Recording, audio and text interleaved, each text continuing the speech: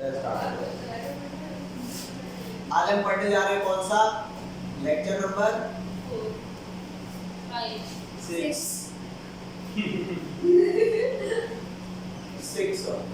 है ना। Lecture number 6 किसका? Chapter structure of atom.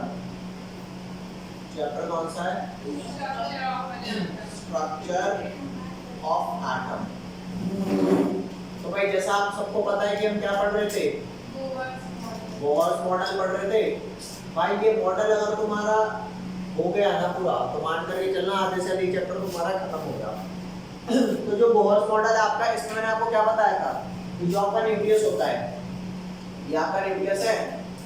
इस न्यूक्लियस के अराउंड आपकी के शेल है, एल शेल है, एम शेल है, एन शेल है ना। के एल एम और एन। और के लिए n इक्वल टू 1 है। इसके लिए क्या है? 2, इसके लिए 3, इसके लिए 4 है ना। बोलो चाहे तक। अब मैंने आपको बताया था इनकी एनर्जी फिक्स है। इसकी एनर्जी का फॉर्मूला हमने लास्ट क्लास में क्या किया? Energy is equal to minus RH z² upon में n²। ये हमारा फॉर्मूला आया था किसका? एनर्जी का। इसका ना सेंटर से दूरी भी फिक्स है। ये रेडियस हो गया, ये भी क्या है इसका? फिक्स है। अरे बोलो यस। हाँ, तो इसके रेडियस का फॉर्मूला निकालो भाई। Radius of any nth shell is given by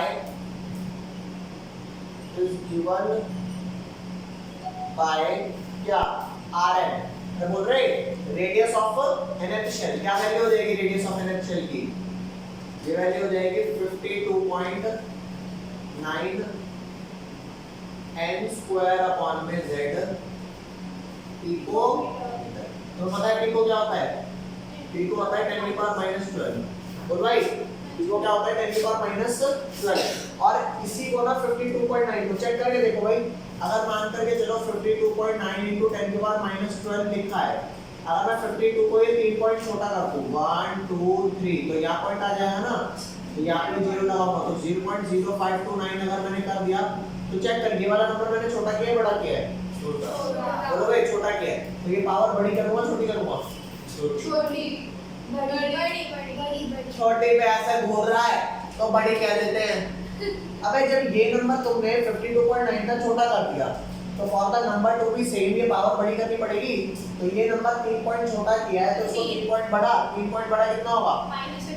अच्छा -12 बड़ा होता है -15। -9 करेंगे ना तो ये हो जाएगा -9। तो ये आपका पिको आपका होगा 10⁻⁻12। अगर आपको उसको 10⁻⁻9 में करना है तो उसको क्या लिख दूंगा इस फॉर्मूले को? 0.0529 n² अपॉन z। और यहाँ पे पिको की जगह क्या लग जाएगा? नैनोमीटर। नैनो क्या स्टैंड करता है? 10⁻⁻9 ना। या फिर इसी को अगर मैं 1 पॉइंट आगे कर दूं तो पावर कम करनी पड़ेगी। अरे बोलो यस। हाँ, तो वो क्या हो जाएगा? भाई ध्यान देना ये भी हटाते हैं। मतलब या तो फॉर्मूला आप ये यूज कर लो या फॉर्मूला आप ये यूज करो, ठीक है। या फिर इसको अगर मान लेते हैं 0.0529 करें पॉइंट एक आगे किसका देता हूं तो 0.529 हो जाएगा n² upon z।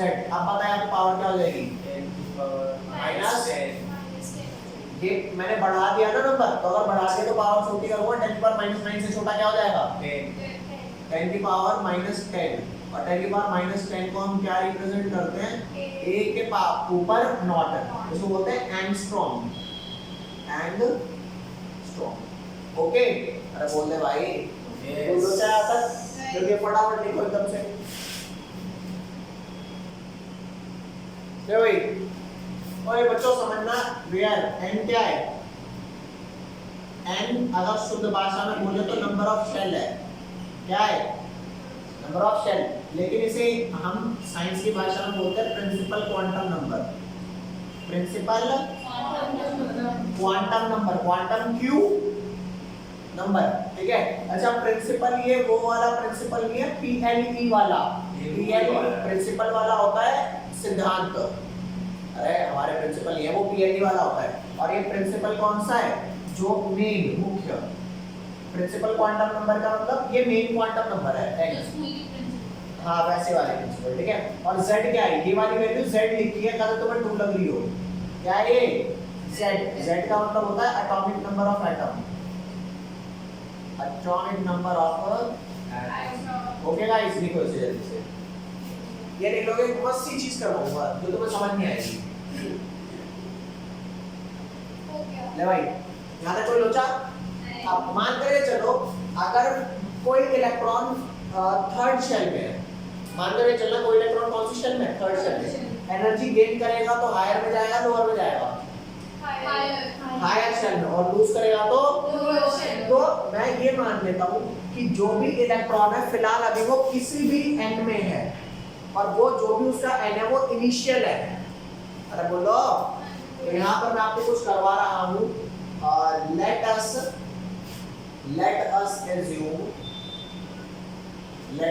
assume that electron is initially present in n initial। अब जिस भी शेल में प्रेजेंट है उसे n इनिशियल लिख दो, तो उसकी एनर्जी कैसे लिखोगे, एनर्जी आपकी -r(z²/n² होती है, तो इस n को मैं n इनिशियल लिख दूं, तो एनर्जी ऑफ शेल क्या हो जाएगी, एनर्जी ऑफ दैट शेल क्या हो जाएगी, ei -r(z²/n initial²। ओके भाई, यस, ये फर्स्ट इक्वेशन हो गई। अब जिस भी शेल में इलेक्ट्रॉन है अगर गेन करेगा तो हायर में, एनर्जी लूज करेगा तो लोअर है ना। तो अब मैं कहता हूं now let us assume that electron moves to, दिखाई दे रहा है, electron moves to another shell जिसको मैं nf से बता दूं, another shell n final, either by gaining or by losing energy। अरे वो अरे बोल भाई, either by gaining or by, या तुम गेन करोगे तो हायर शेल में जाओगे, एनर्जी लूज करोगे तो लोअर शेल में जाओगे। तो यहाँ पर ध्यान देना, वो जिस भी शेल में गया उसकी एनर्जी क्या हो जाएगी, ई फाइनल -rh(z²/n final²। कोई लोचा ऐसे सेकंड मान लो, बोलो। अब चेंज इन एनर्जी कैसे निकालूंगा, फाइनल माइनस इनिशियल या initial minus final? Final minus initial. हाँ, चेंज इन एनर्जी हमेशा कैसे निकलती है, energy final minus energy initial. Okay, तो वैल्यू कितनी आएगी, डेल्टा ई की, डेल्टा ई की वैल्यू आएगी -rh(z²/n final², और ये माइनस तो फार्मूले में ही है, और ये रहा -rh(z²/n initial²। यहाँ तक कोई लोचा हो तो बताओ दी, बोल भाई। अब चेक करके देखना ये -rh(z²) कॉमन है कि नहीं, दोनों में कॉमन है। ये वाला पार्ट कॉमन है ना, ये वाला, ये और ये वाला, ये कॉमन है तो कॉमन निकाल ले, तो क्या बचेगा, ये डेल्टा ई आपका बचेगा -rh(z²) 1/n final² माइनस में 1/n इनिशियल। कोई लोचा? ये आपका फाइनल वर्किंग फॉर्मूला है। वर्किंग फॉर्मूला क्या मतलब होता है, जो आपको क्वेश्चंस में यूज करना है। ओके, जल्दी लिखो तो फटाक से। हाँ भाई, ये वाला आ गया समझ में, कोई लोचा इस वाले टॉपिक में? अब तुम्हारे को ये बताता हूँ ये यूज कहाँ करना है, क्वेश्चन तो यही है ना कि समझ नहीं आता भाई यूज कहाँ करूँ, तो यूज करने के लिए लेफ्ट वाला पार्ट मिटा दूँ। ले भाई, लेफ्ट वाला पार्ट पहले मिटा देते हैं।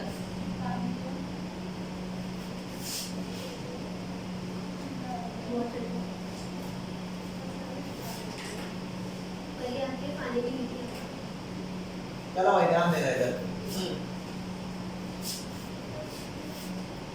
आपके किताब में ना, आपकी एनसीईआरटी में आपका एक क्वेश्चन दे रखा है, क्वेश्चन नंबर एग्जांपल है बेसिकली 2.10, एग्जांपल दे रखा है 2.10। आपको इसका डाटा बता देता हूँ क्या क्या डाटा है, ध्यान देना। क्या है क्वेश्चन में, आपको फ्रीक्वेंसी और वेवलेंथ निकालनी है। What are frequency and wavelength. ठीक है भाई, फ्रीक्वेंसी और वेवलेंथ बतानी है किसकी, ऑफ फोटोन एमिटेड, जो फोटोन निकला होगा, फोटोन एमिटेड। ठीक है, ड्यूरिंग अ ट्रांजिशन फ्रॉम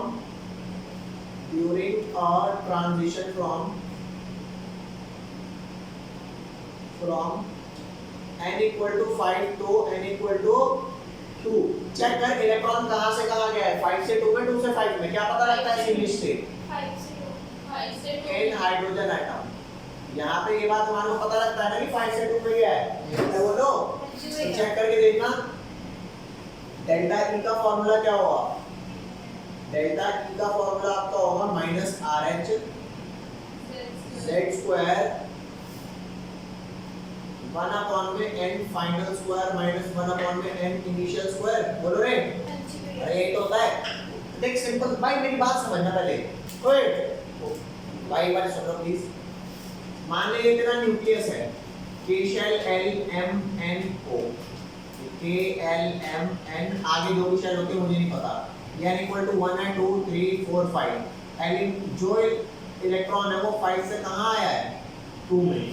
तो एनर्जी लूज करी होगी, गेन करी होगी, लूज करी होगी। मान ले सेकंड की एनर्जी आपकी 40 है, इसकी एनर्जी 100 है, तो कितनी एनर्जी लूज कर दी है, 60 कर दी ना।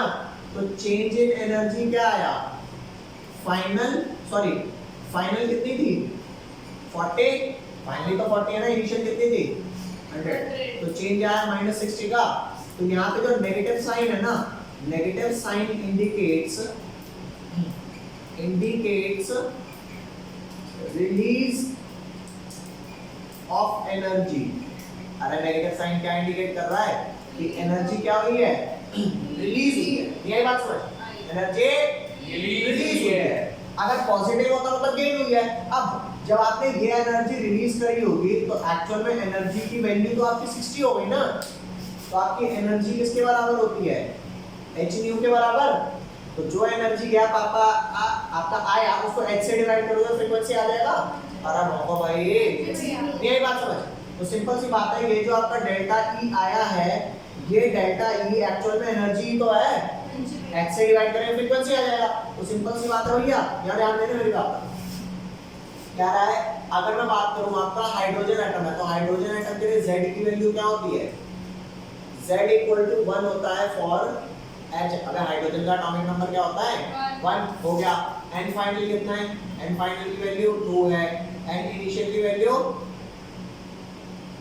5 है ना। और RH की वैल्यू मैंने आपको बताई है। अगर आंसर जूल में चाहिए तो 2.18 into 10 की पावर -18 जूल, ये डाल दिया।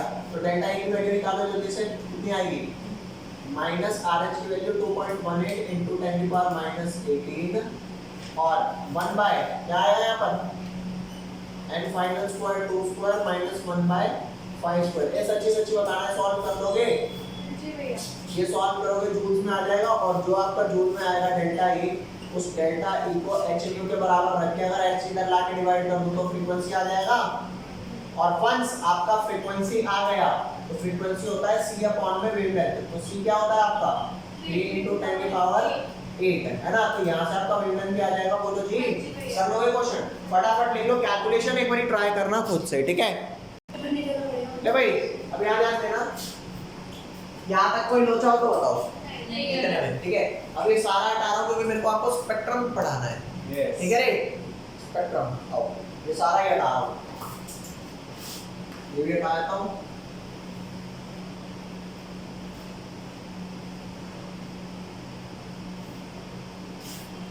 और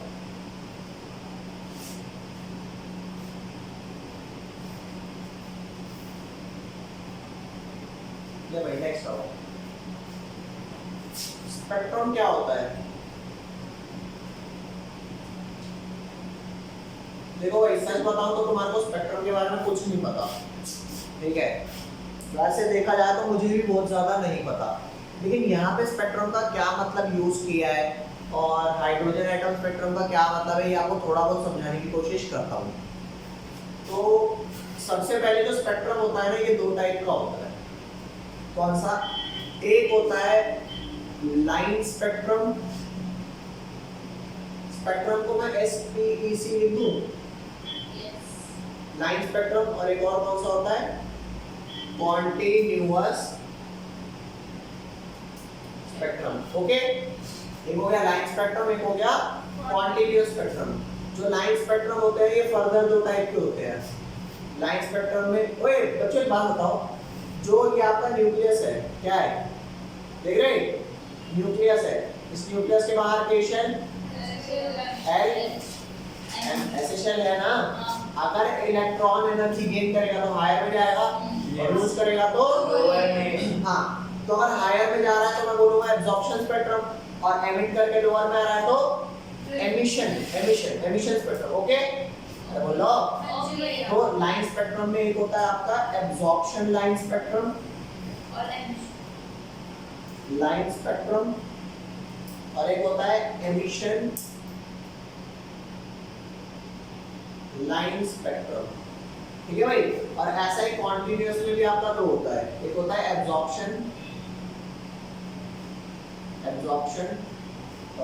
कॉन्टिन्यूअस स्पेक्ट्रम। कॉन्टिन्यूअस स्पेक्ट्रम को ऐसे लिख देते हो CONT, कॉन्टिन्यूअस स्पेक्ट्रम। और अगला हो गया एमिशन कॉन्टिन्यूअस स्पेक्ट्रम। अब इसका एग्जांपल समझाता हूँ आपको, शायद आपको समझ में आए। आप लोगों ने रेनबो देखा है? रेनबो, जो रेनबो दिखता है वो आपको ऐसे गैप पे दिखता है, या फिर वो सारे कलर चिपके हुए होते हैं आपस में? सारे चिपके हुए होते हैं ना। अगर उनके बीच में, कलर्स के बीच में गैप हुआ तो हम बोलेंगे लाइंस दिख रही है। अगर गैप नहीं हुआ तो वो कॉन्टिन्यूअस दिखेगा। तो सबसे पहले तो कॉन्टिन्यूअस और लाइन का मतलब समझो। क्या बोला मैं कहता हूँ आपको कुछ नहीं समझ आया। जो रेनबो होता है उसका ऐसे कलर तो नहीं दिखता, वॉयलेट फिर गैप, इंडिगो फिर गैप, ब्लू, ऐसा तो नहीं। सारे कलर्स मर्ज हुए दिखते हैं। तो मर्ज होना मतलब कॉन्टिन्यूअस होना। तो कॉन्टिन्यूअस स्पेक्ट्रम क्या होता है? कोई गैप ना हो, और लाइन क्या होता है? बीच में गैप हो।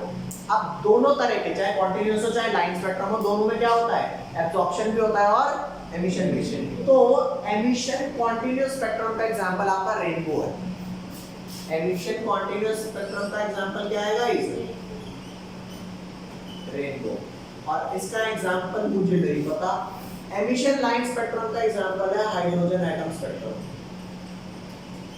अरे हाइड्रोजन एटम स्पेक्ट्रम किसका एग्जांपल है? एमिशन लाइन स्पेक्ट्रम का। इसका भी एग्जांपल मुझे नहीं पता, ये जल्दी लिख लो।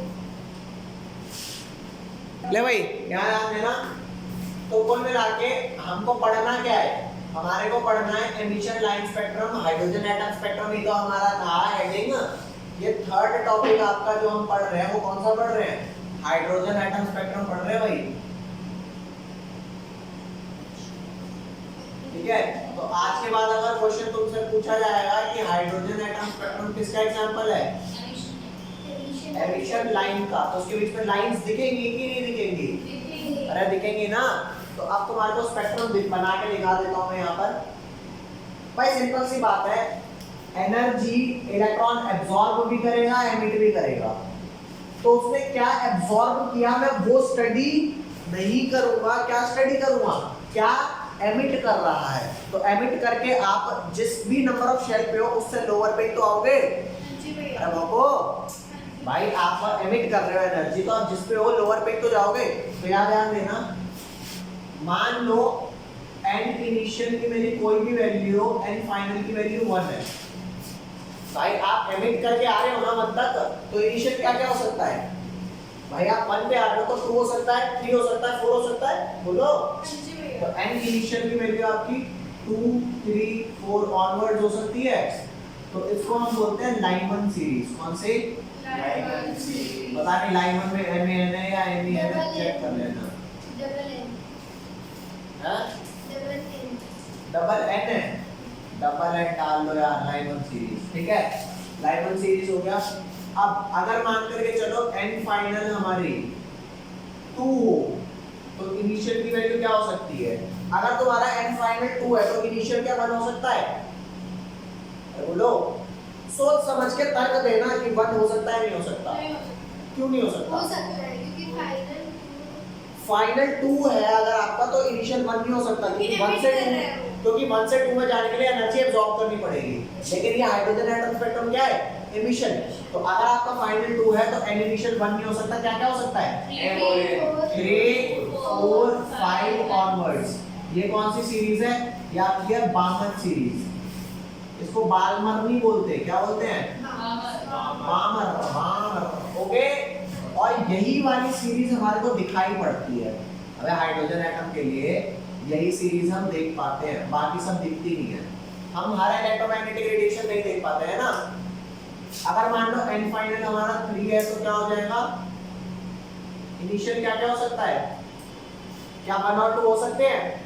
नहीं नहीं हो सकता है क्योंकि 1 और 2 से एब्जॉर्ब करके जाएगा, लेकिन हम तो एमिशन पढ़ रहे हैं। तो n फाइनल क्या क्या हो जाएगा? Initial 4 5 onwards. ये हो गया, इसको बोलते हैं Lyman Balmer Paschen series. Paschen series. Okay, नहीं ये सिर्फ बामन वाली विजिबल है। अब मैं ये बना देता हूँ क्या क्या है। 6 7 बामन, Lyman Balmer, Paschen Brackett series. फिर उसके बाद n फाइनल अगर आपकी 5 है तो इनिशियल आपका 6 7 ऑनवर्ड्स होगा। ये हो गया p फंड सीरीज। ओके, उसके बाद n फाइनल अगर आपका 6 है तो इनिशियल क्या हो जाएगा? ये वाला आपकी किताब में दे ही रखा है जो मैं लास्ट लिखवा रहा हूँ, इसको बोलते हैं हम्फ्री सीरीज। हम्फ्री है भाई, हम्फ्री नहीं है, ठीक है रे? Humphry series. ओके, याद है कोई होता तो बताओ जल्दी से। चलो बच्चों, अब हम पढ़ने जा रहे हैं क्या? Limitation of Bohr model. ठीक है, तो बोहर मॉडल के आपको लिमिटेशन पढ़ाऊंगा, 4 लिमिटेशन है। ठीक है, एक छोटा सा एक्सपेरिमेंट करके दिखाता हूँ आपको। ठीक है, हम क्या करेंगे, यहाँ पे हमने बहुत सारी लाइन खींची हुई है, इसमें से किसी भी एक लाइन की ना मैं फोटो ले लेता हूँ। ठीक है, कौन सी फोटो लेनी है चेक कर लेता हूँ, जिससे अपना पर्पस अकम्प्लिश हो रहा होगा उसकी फोटो ले लेते हैं। तो देखा जाए तो इस वाले से हो रहा है, तो चलो भाई इसकी फोटो ले लेते हैं, ये वाला।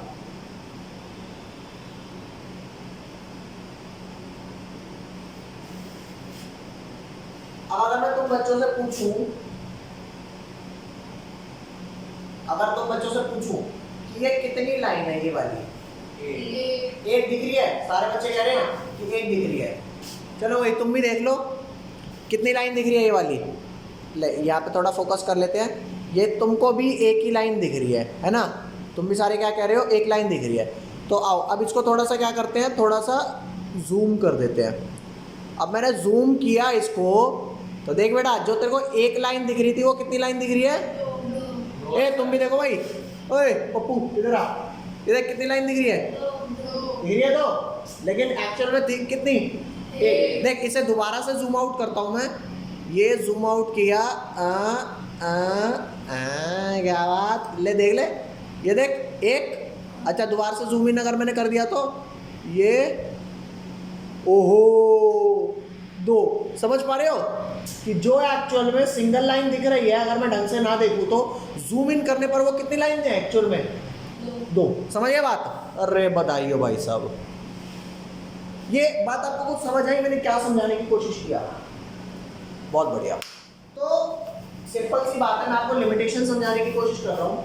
ये जो आपकी लाइन थी, मैंने जो उसकी भी फोटो खींची थी, मुझे याद नहीं कौन सी थी, ये जो लाइन थी एक्चुअल में आपको सिंगल लाइन दिख रही है, लेकिन अगर मैं इसको थोड़े और सोफिस्टिकेटेड टेक्निक से देखने की कोशिश करूँ, अच्छे इंस्ट्रूमेंट से देखने की कोशिश करूँ, तो ये एक्चुअल में सिंगल लाइन नहीं है, 2 क्लोजली स्पेस लाइन है। समझ गए? अरे मौको भाई, ओके ना? तो फटाक से इसको मैं मिटा रहा हूँ लिमिटेशन देखने के लिए, हटा दो सारा। चलो हाँ भाई, ध्यान देना, ऊपर देख लेना, सही से देख रहे हैं। अब हम क्या पढ़ेंगे? Limitation of Bohr's model.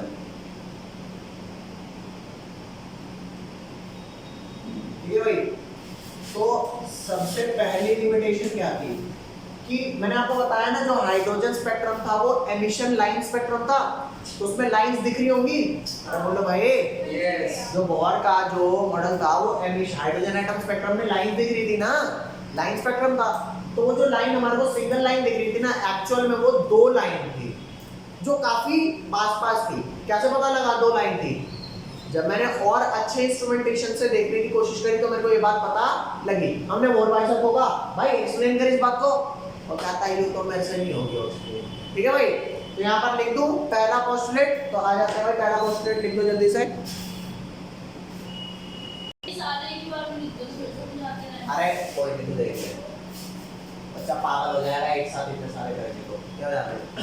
तो मैंने क्या कहा, मैंने आपको बताया ना, जो आपको सिंगल लाइन दिख रही थी वो एक्चुअल में सिंगल लाइन नहीं, दो क्लोजली स्पेस्ड लाइन थी ना, तो वो सिंगल लाइन दो क्लोजली स्पेस्ड लाइन है, ये बात बोहर नहीं बता पाए थे। ठीक है भाई, तो यहाँ ध्यान देना, एक दिस मतलब Bohr theory fails to account for the final. Final का मतलब क्या हो गया, और ज्यादा फाइनली अगर मैं देखूं उसे तो दो क्लोजली, अरे बोलो भाई, तो that is doublet two closely spaced line of hydrogen atom spectrum observed by sophisticated spectroscopic technique। देखो यहाँ पे एक वर्ड यूज हुआ है स्पेक्ट्रोस्कोपिक।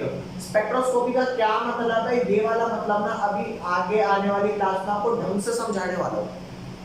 ठीक है, बस ये मान करके चलो अच्छे इंस्ट्रूमेंट से हमने देखा।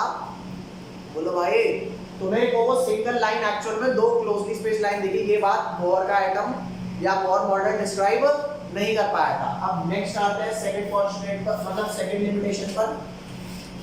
देखो भाई, तो भाई यहाँ ध्यान देना, जो सेकंड बात है वो सेकंड बात क्या है कि जो बोहर मॉडल था ना, वो ये बात भी नहीं बता पा रहा था कि स्पेक्ट्रम जो होते हैं ना, वो सिर्फ और सिर्फ ये हाइड्रोजन के लिए वैलिड है, हाइड्रोजन से अदर एलिमेंट के लिए वैलिड नहीं है। मतलब spectrum of atom other than hydrogen के लिए वैलिड नहीं है। एक बात बताओ, हाइड्रोजन के पास कितने इलेक्ट्रॉन होते हैं? हाइड्रोजन के पास एक इलेक्ट्रॉन होता है, तो इसके लिए वैलिड है। ठीक है, अगर मैं पूछूं हीलियम, हीलियम के पास कितने इलेक्ट्रॉन है?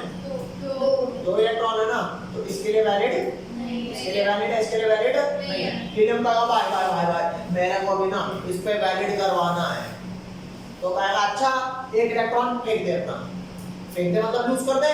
तो अगर वो एक इलेक्ट्रॉन लूज कर देगा तो He+ आयन बन जाएगा, और बोलते तो उस पे एक इलेक्ट्रॉन रह जाएगा ना, तो कहेगा हाँ अब इस पे वैलिड होगा। मतलब ये थ्योरी हर उस जगह पर वैलिड है जहां पर एक इलेक्ट्रॉन। ओके, तो क्या लिथियम पे वैलिड होगा? लिथियम पे कितने इलेक्ट्रॉन है? 3 इलेक्ट्रॉन। वैलिड इस पे तो वैलिड होगा नहीं, तो वैलिड करवाने के लिए क्या करूं?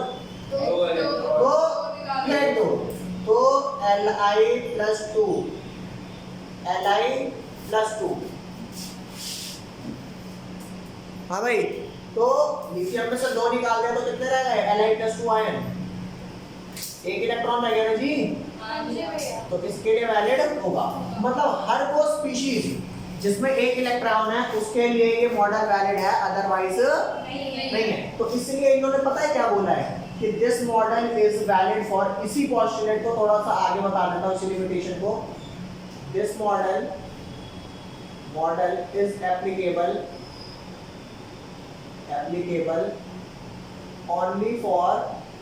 only for hydrogen and hydrogen like species। ओए, हाइड्रोजन लाइक का क्या मतलब है? हाइड्रोजन लाइक का मतलब है एग्जांपल He+, Li+2, बेरिलियम में 4 इलेक्ट्रॉन होते हैं, बेरिलियम+3। अरे बोलो, ये बात समझ। अच्छा, रीजन क्या है इसका? इसका रीजन मैं बता देता हूँ। बिकॉज क्यों ऐसा है कि ये इन पर ही वैलिड है, तो आपको बात समझा देता हूँ। Because atom other than hydrogen